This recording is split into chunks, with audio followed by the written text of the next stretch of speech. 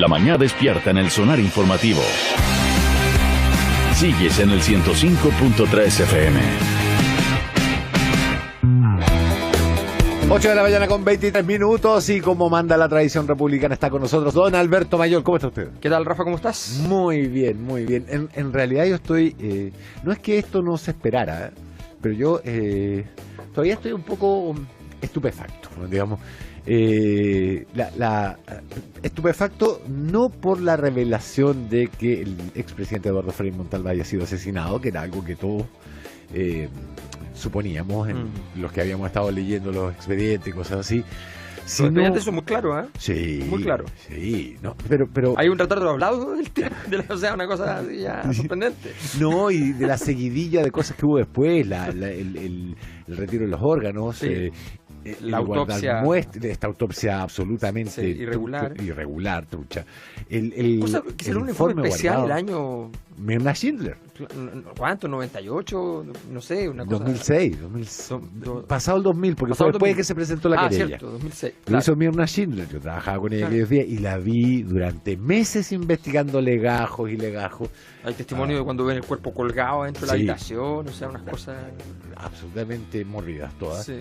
Pero el hecho de que ¿cuánto nos demoramos? Si los primeros indicios son del año 2000, son 19 años de investigación para llegar a un fallo de primera instancia y con además las ramificaciones que tiene, profesores de la FEUC, de la Universidad Católica involucrados. De hecho la FEUC está pidiendo que lo echen, con las revelaciones de cómo se infiltró la familia y este coletazo que le llega de rebote y que no es tampoco sin aviso, digamos, a Sebastián Piñera por la presencia de Luis Castillo como ocultando o manteniendo oculta la autopsia, el informe de autopsia.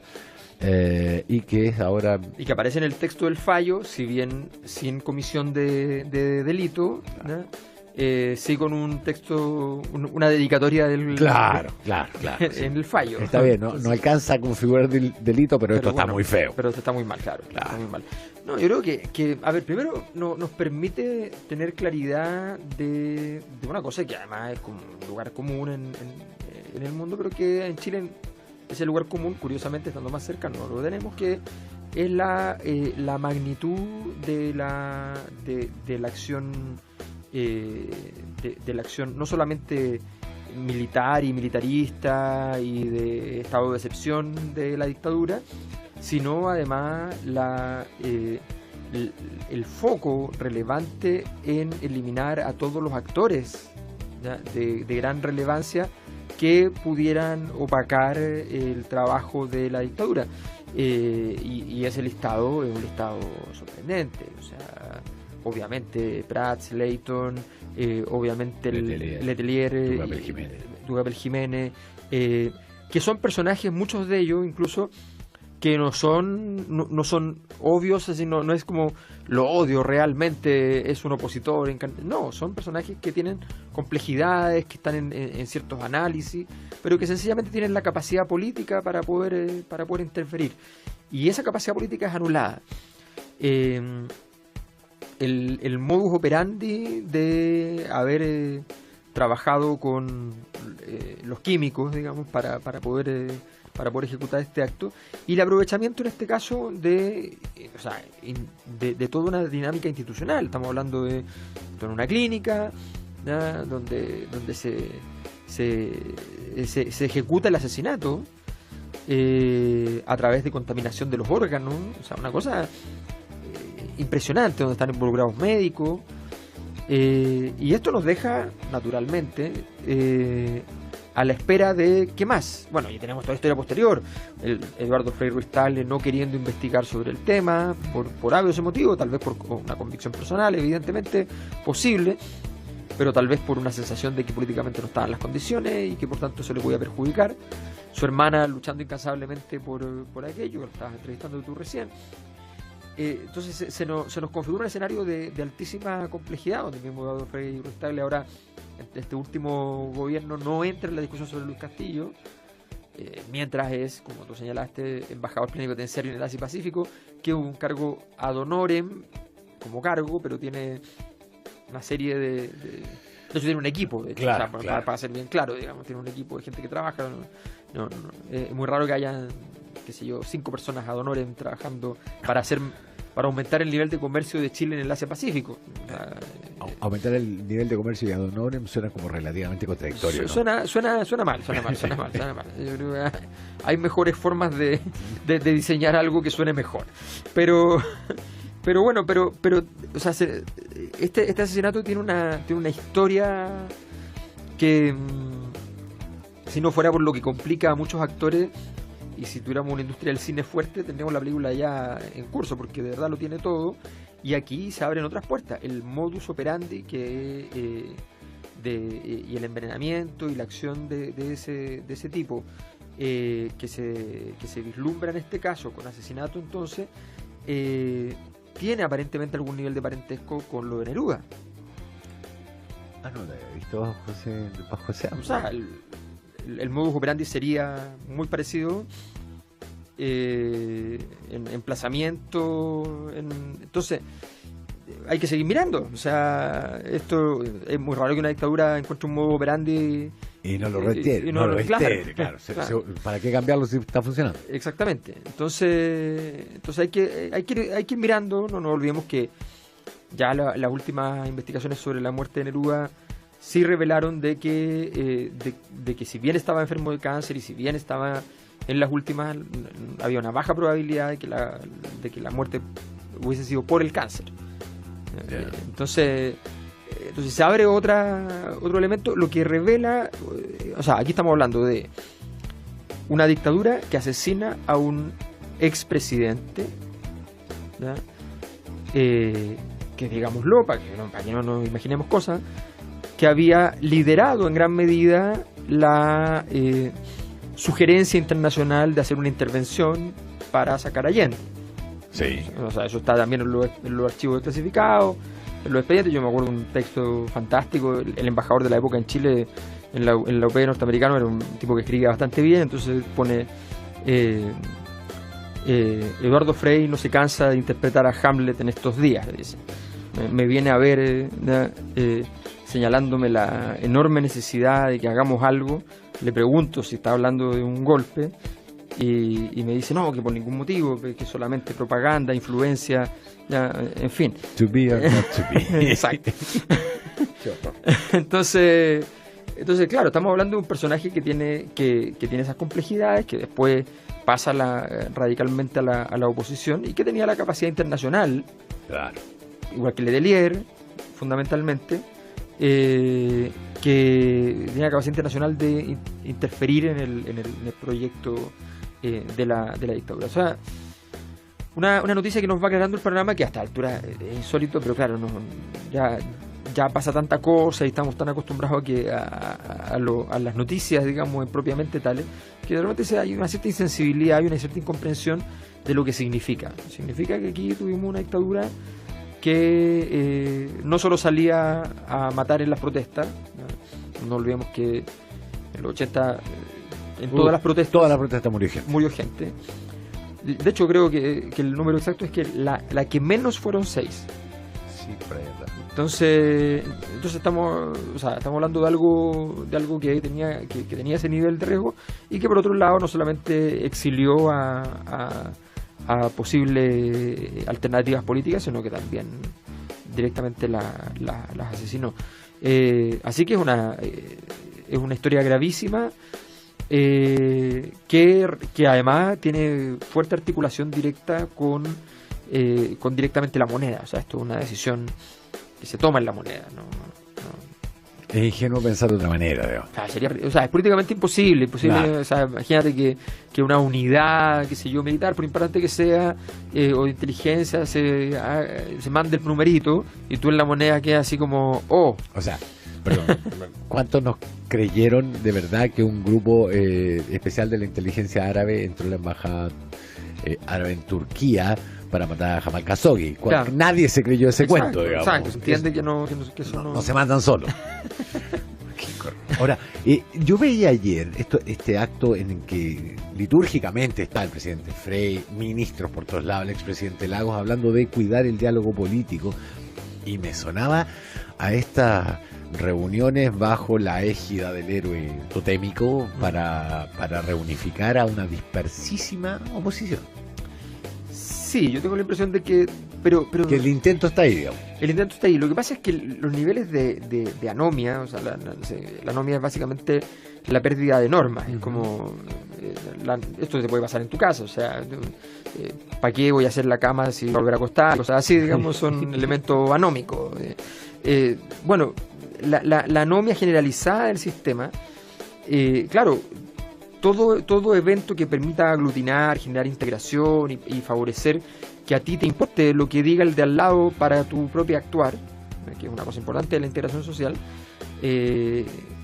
eso, claro, te va a servir, pero resulta que hoy día como que nada alcanza a durar más de 2 horas. O sea, es como el mega funeral de Elwin, que produjo un momento de integración, pero es escenográfica. O sea, termina el momento de integración y al día siguiente la fuerza centrífuga actúa de nuevo. Están los balazos. Entonces no tiene mucho sentido. Yo creo que efectivamente estos personajes totémicos, además, hoy día objetivamente no valen lo mismo. O sea, va a ser todo un tema el significado en el futuro de estos animales totémicos, porque hay que, en el momento de hacer la historia es muy difícil hacerle en momentos de anomia, porque claro, hay que ordenarse primero. Pero bueno, el asunto es que estamos en presencia de un hito fundamental para nuestra democracia, que es saber que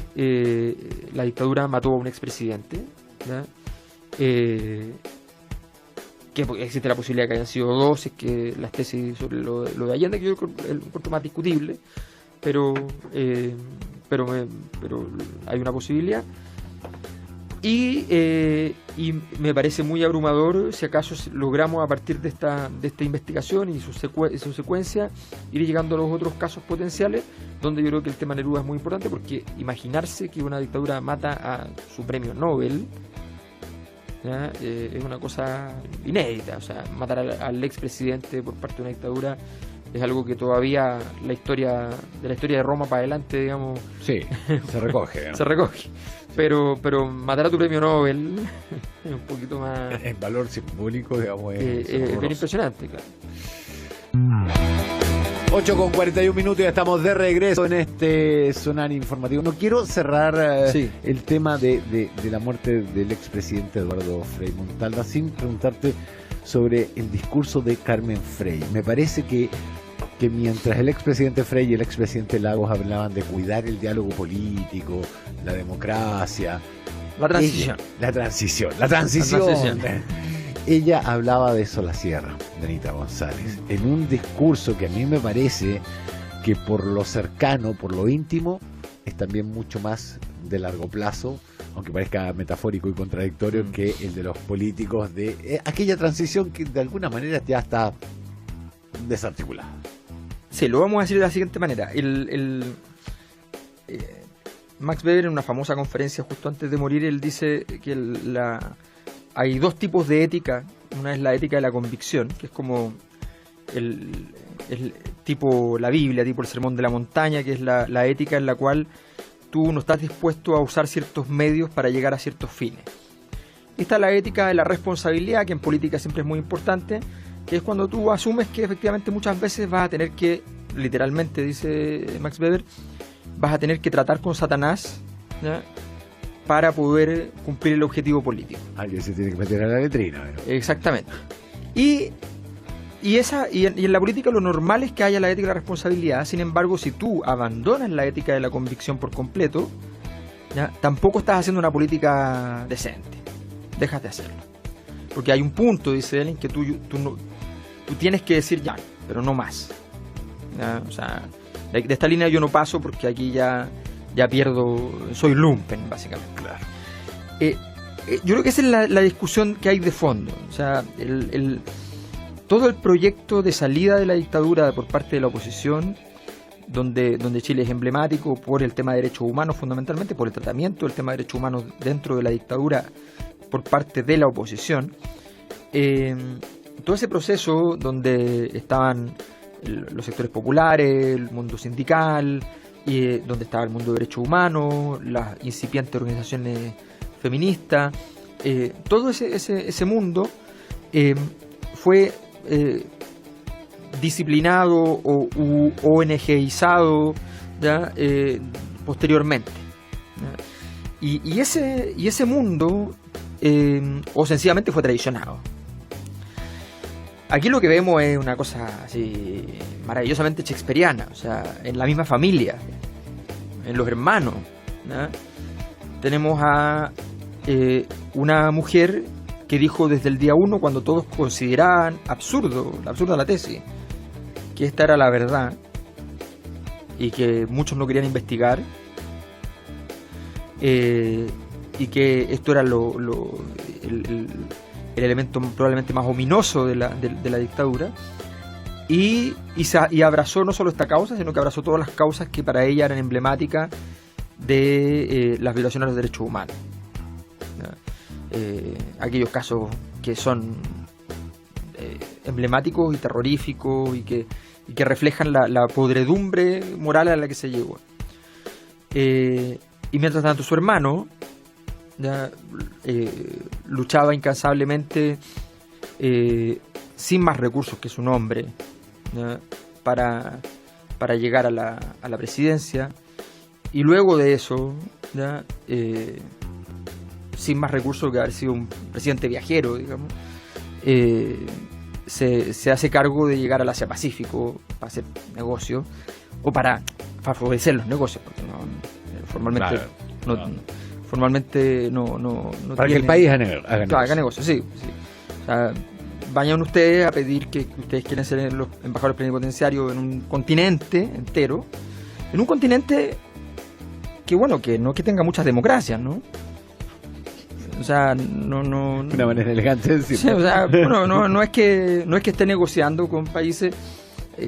Yo entiendo, cuando tú eres presidente tienes que negociar con todos los países, y la verdad es que hay que hacer de tripas corazón y todo eso está muy bien, pero aquí no, tú estás tocando el timbre para que te dejen ir a hacer negocios a ese lugar.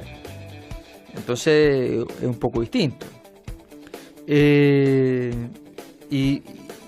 este personaje shakespeariano, digamos, que se niega básicamente a la tesis hasta que la situación se hace incontrolable. O sea, en el momento que hablábamos de ese informe especial, todavía él no estaba dispuesto a aceptar esa tesis. No, para nada. Bueno. Y supongo que si eso salió en un reportaje, esa información, la información de que a su padre le hicieron la autopsia en una habitación de una clínica, colgado. Sí, no. Colgado, o sea, me imagino que es una información que él manejaba. Entonces, aquí están esto tiene mucho que ver con la historia, cuando hablamos de la historia de la transición, y porque mira, yo te puedo decir, todas las transiciones suponen concesiones. El que se imagina una cosa distinta es una locura. No, pues si no es una transición. Si no es una transición. Es una revolución. Exactamente. Entonces está súper claro, efectivamente, hay que ceder. Muchos de los que deberían estar castigados no van a ser castigados. Va a haber elementos de impunidad. Van a haber nombres que van a exigir su inmunidad. Está lleno de cosas. Pero eso no significa que sea chip libre. O sea, que yo vaya y diga, bueno, entonces todo esto... No, es parte de la conversación. Hasta dónde se trazan las líneas. ¿Qué es lo que da un mensaje para el futuro y qué no? ¿No? Matar a un presidente no da un mensaje. No da un mensaje. No es lo que permite decir, mañana vamos a construir un país mejor gracias a esto. Y como hijo tener que aceptar eso en un país donde yo supongo, ¿ya? Esto no es de esos países que son muchos, no son pocos, donde por investigar el asunto te puede pasar algo, ¿ya?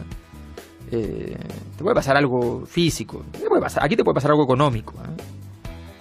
La vida económica te puede ser un poco más dura, qué sé yo, pero no te va a pasar algo físico. No se te va a caer el avión con el hijo en no sé dónde, no te vas a meter en ese tipo de lío. Entonces, Uno dice, bueno, aquí está ese límite que tantas veces hablamos de hasta dónde estuvo bien la transición, hasta dónde se convirtió en una mera operación de cómo mantener la cosa lo más tranquila posible. Y por eso en un momento donde deberíamos estar en un momento, este sí es un momento que exige políticamente un momento ético. O sea, de ética, del deber ser, digamos. Del deber ser, claro. O sea, de la ética de la convicción. O sea, requerimos un sermón de la montaña. Lo digo yo, que yo profeso el realismo político, claro, ¿ya? Y que lo entiendo y no me ofende, ¿ya? Y lo digo yo, que a Eduardo Frei Montalva no le tengo ninguna simpatía ni nada, o sea, no. Pero este es un momento donde se requiere un mínimo de ética. O sea, esto no puede ser, ¿ya? Y si pasó como una noticia nomás, estamos cometiendo un error. ¿Dónde vamos a decir ese salto del nunca más? Yo creo que esa es la clave. Cuando se reivindica además que una sociedad se hace cargo moralmente de lo ocurrido. En Argentina, el que escribe el famoso documento del nunca más es Ernesto Sábato. Ernesto Sábato no tuvo una conducta al principio de la dictadura particularmente crítica. Es una dictadura que fue brutal con los artistas. Fue brutal. Y él se demoró en tomar partido y fue a algunas reuniones incluso. Entonces, en ese contexto, ¿ya? Pero finalmente él se da cuenta y dice, no, esto no... Y se propone para poder hacer ese documento y sin ostentación, sin búsqueda de oportunidades, porque nadie le puede acusar de que la que se haga son los editores para sacar un libro al año y cosas así. Claro. O sea, no. Entonces, no transaca. Hay un punto de ética que yo creo que va a ser súper importante lograr avanzar sobre él, y Carmen Frei en ese sentido indudablemente lo lidera, y nos vemos entonces a la hija del presidente asesinado hablando de las otras víctimas de la dictadura, y a su hermano expresidente a cargo de Asia Pacífico, ¿no? Y hablando del orden shakespeariano. Esta es Gente Despierta. Estás en el Sonar Informativo, en el 105.3 FM. Son las 8:51, nos queda poco tiempo, pero no puedo dejar de lado el tema de estos periodistas, colegas nuestros, colegas míos, que andaban reporteando en Venezuela y que llegaron esta mañana. Pero no me quiero centrar solo en ello. Hay 4 periodistas de EFE, 2 franceses, un brasileño y 2 chilenos. En total 9. De los 4 de EFE, 1 es venezolano, así que saquémoslo, serían 8. 8 casos que conocemos de...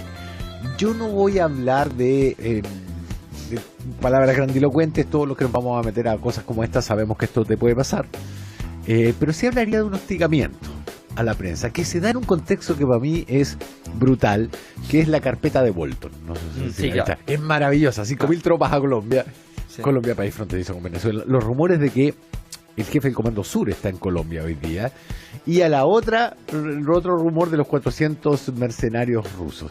Se está armando. Bueno, y lo que sí llegó a Nicaragua fue un buque ruso de imponentes proporciones.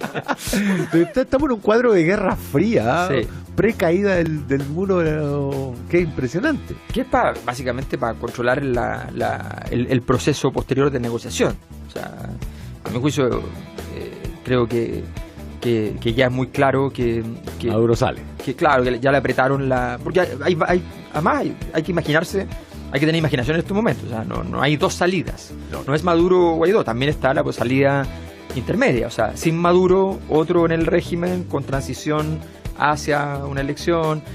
O sea, un Diosdado Cabello. Un Diosdado, claro. O sea, siempre puede haber otro camino, ¿no? O sea, no hay que quedarse con la escena de las 2 salidas, porque evidentemente Estados Unidos viene disciplinadamente aprendiendo de sí mismo respecto a los golpes blandos, en una época donde los golpes y esas cosas son muy muy populares, básicamente porque es loco lo que voy a decir, pero parece una estupidez, pero es así, es por culpa de los celulares. O sea, claro. Porque vas a tener 40 tomas del golpe ¿ya? Sí. Y es muy distinto un golpe con imagen que un golpe sin imagen. Entonces, los conflictos en Medio Oriente han sido muy distintos cuando hay imágenes que cuando no las hay. Libia, por poner un ejemplo, Siria, por poner otro, Irak, por poner un tercero. Palestina, la otra vez cuando el bombardeo, qué sé yo. Sí. Entonces, objetivamente es un problema. Bueno, en ese contexto, el gobierno de Maduro le tenían un poco cerrada la cañería, pero ahora ya se la pisan completo. Claro. La manguita ya está, la pisaron y ya los recursos no pueden salir. No, y Bolton habló de lo maravilloso que sería para las empresas norteamericanas. Fue muy claro. Sí. Eso es formidable. Eso revela que detrás de esta operación el diseñador, ¿ya?, es alguien con mucho talento, o sea, con mucho Vaticano en el cuerpo, digamos, ¿no? Porque el Vaticano siempre se encarga de que toda operación se note que estuvo, no que no estuvo. Tiene que ser explícito que estuvo. Claro. No, es muy malo que no se note que hiciste algo. No se tiene que saber cuánto hiciste, pero se tiene que saber que estuviste allí. Claro. Entonces aquí el tipo va y dice, bueno, y además nosotros, o sea, no esconde el asunto, en vez de decir por ningún motivo estamos interesados, ¿no? Dice, sí, nos interesa, por supuesto, imagínense lo que podemos hacer con todo Sería eso. bueno para ellos y para Para nosotros. nosotros, claro, listo, se acabó. Ese cinismo le da mucha potencia porque hace que el espectador, que sabe que es evidente que ese es un punto importante, el espectador diga, bueno, mueve la cabeza diciendo que sí, no mueve la cabeza diciendo que no. El sí no significa que lo acepte moralmente, pero significa que efectivamente entiende que es verdad. Y entre entender que es verdad y aceptarlo moralmente, la distancia es más corta que cuando te ofenden tratándote de imbécil. Entonces, Qué notable descripción. entonces obviamente el camino que han diseñado está bastante claro. Han ido duplicando todo, o sea, está fantástico. Maduro apuesta a tener 2 congresos en vez de 1 para ganar. Le ponen 2 presidentes, ahora 2 embajadores en todas partes, ¿ya? 2 de todo, ¿ya? Yo estoy 2 más. Entonces vamos, sigamos multiplicando gente, ¿ya? Y con sus cargos de representación y qué sé yo. Y con esta maniobra de hacer que la Unión Europea... Y ahí tú ves la ingenuidad de las respuestas. La primera respuesta es como salir a decir, miren, los países que han reconocido básicamente a Guaidó son el Grupo de Lima, todavía toda Europa y los demás no. Y a los 3 días ya aparece Europa diciendo, bueno, pero tienen 8 días. Claro. Y antes que se cumplan los 8 días, Europa ya le empieza a decir, en realidad no tiene 8 días, era un decir. El 8 días tiene que estar listo. Claro, entonces le empiezan a presionar y efectivamente esto ya se produjo en el fondo, ya está, simplemente falta los últimos elementos de cómo se ejecuta la acción. Ahora, en ese contexto hay 2 cosas que decir. Primero, al gobierno lo que menos le conviene, al gobierno de Maduro lo que menos le conviene es andar deteniendo periodistas. O sea, eso es una cosa que no... O sea, no hay nada que hacer. Los periodistas ya llegaron, ya están allí. La verdad es que en la calle pueden reportear mucho menos que si están detenidos, que se transforman en un temazo. Claro. ¿Ya? Y eso prescindiendo del hecho muy evidente a mi juicio. Yo no soy periodista y no tengo mayor comprensión del medio, pero eso prescindiendo del hecho, que para mí es público notorio, de que el periodista al menos, no sé si el camarógrafo, pero el periodista al menos, que estaba a cargo de la operación TVN, no estaba en condiciones objetivas de llevar a cabo la misión. Me perdonarán, pero no digamos que estaba yendo a un país que, o sea, no era una situación no era una guerra civil, ni mucho menos. Puede terminar allí.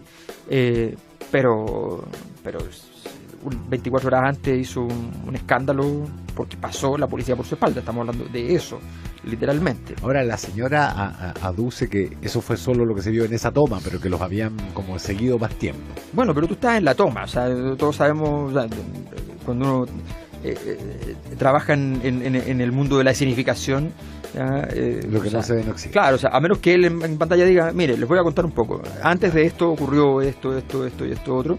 Eso es lo que hace un periodista. Además, yo no lo entiendo. Yo, no sé, en TVN si uno tiene que mandar a alguien con experiencia para una situación que puede convertirse en crítica, no sé, como que se me ocurre Santiago Pavlovich, a mí, que yo no sé nada de televisión, se me ocurre que Santiago Pavlovich como que no le da miedo, ¿no? O sea, no... Ese hombre no conoce esa palabra. Entonces, un tipo que camina 2 horas en Afganistán en zona prohibida y vuelve caminando por su cuenta, no creo que sea el tipo que en Venezuela se va a preocupar, digamos, de esa situación. Si alguien espera que un canal como los canales chilenos, que para Chile hoy día, para Maduro, es el infierno, o sea, ha sido un dolor de cabeza, pero no por estos años, sino que por muchos años. No vemos que Chile, con un gobierno de izquierda, reconoció un golpe anterior y después se tuvo que decir. Entonces, para ellos Chile es muy complicado, porque además ellos entienden que el grupo de Lima en la práctica se convirtió en el grupo de Santiago.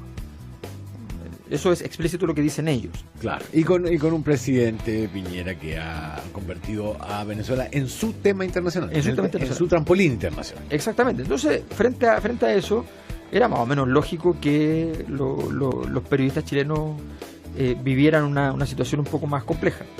A mí me parece muy evidente que esta situación es una situación que era relativamente esperable. Ahora bien, eso no quita el gigantesco absurdo, ¿ya?, de detener a los periodistas para nada.